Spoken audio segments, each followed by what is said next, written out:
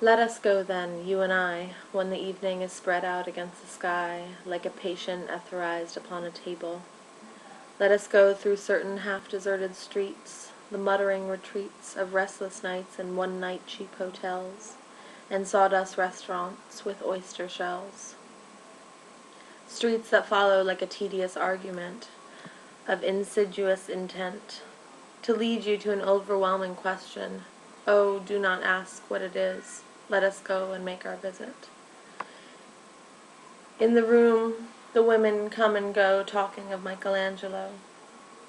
The yellow fog that rubs its back upon the window panes, the yellow smoke that rubs its muzzle on the window panes, licked its tongue into the corners of the evening, lingered upon the pool that stands and drains, let fall upon its back the soot that falls from chimneys, slipped by the terrace, made a sudden leap, and suddenly that was what a soft October night, curled once about the house and fell asleep. And indeed there will be a time for the yellow smoke that slides along the street, rubbing its back upon the window panes. There will be time to prepare a face to meet the faces that you meet.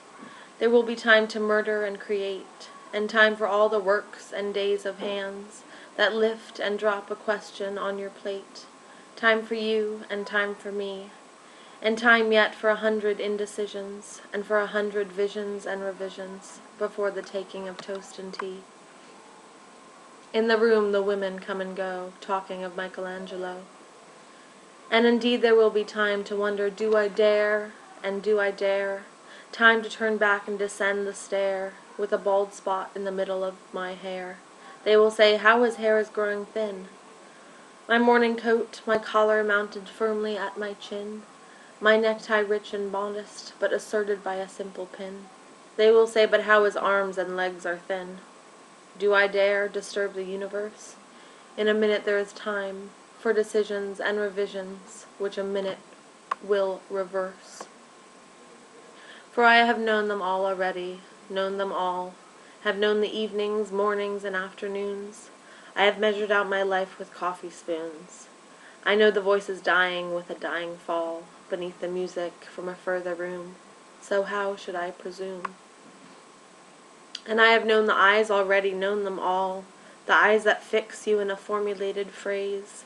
And when I am formulated, sprawling on a pin, when I am pinned and wriggling on the wall, then how shall I begin to spit out all the butt ends of my days and ways, and how should I presume? And I have known the arms already, known them all, arms that are braceleted and white and bare, but in the lamplight downed with light brown hair. It is perfume from a dress that makes me so digress. Arms that lie along a table or wrap about a shawl. And should I then presume? And how should I begin? Shall I say I have gone at dusk through narrow streets and watched the smoke that rises from pipes of lonely men in shirt sleeves leaning out of windows? I should have been a pair of ragged claws scuttling across the floor of silent seas. And the afternoon, the evening, sleep so peacefully, smothered by long fingers, asleep, tired, or it malingers, stretched on the floor here beside you and me. Should I, after tea and cakes and ices, have the strength to force...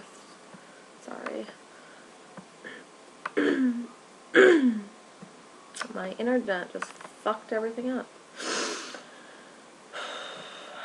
Should I, after tea and cakes and ices, have the strength to force the moment to its crisis?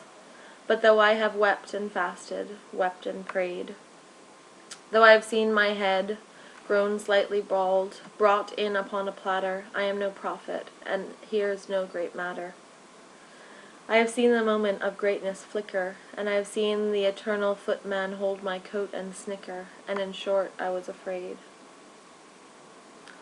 And would it have been worth it, after all, after the cups, the marmalade, the tea, after the porcelain, among some talk of you and me, would it have been worthwhile to have bitten off the matter with a smile, to have squeezed the universe into a ball, to roll it toward some overwhelming question, to say, I am Lazarus, come from the dead, come back to tell you all, I shall tell you all, if one, settling a pillow by her head, should say, that is not what I meant at all, that is not it at all.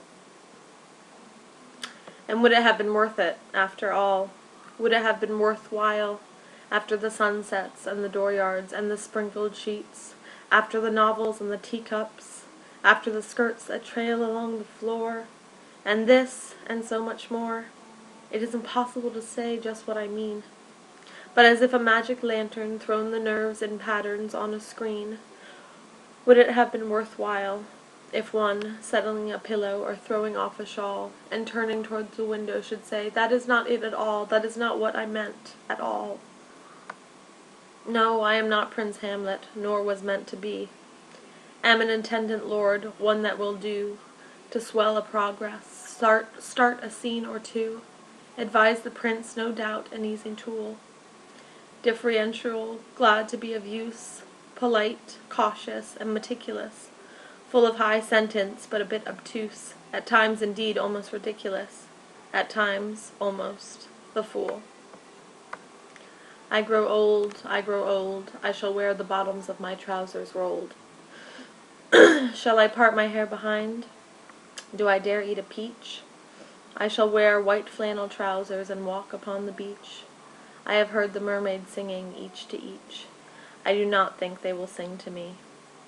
I have seen them riding seaward on the waves, combing the white hair of waves blown back when the wind blows the water white and black. I have lingered in the chambers of the sea, by sea girls wreathed with seaweed red and brown, till human voices wake us and we drown.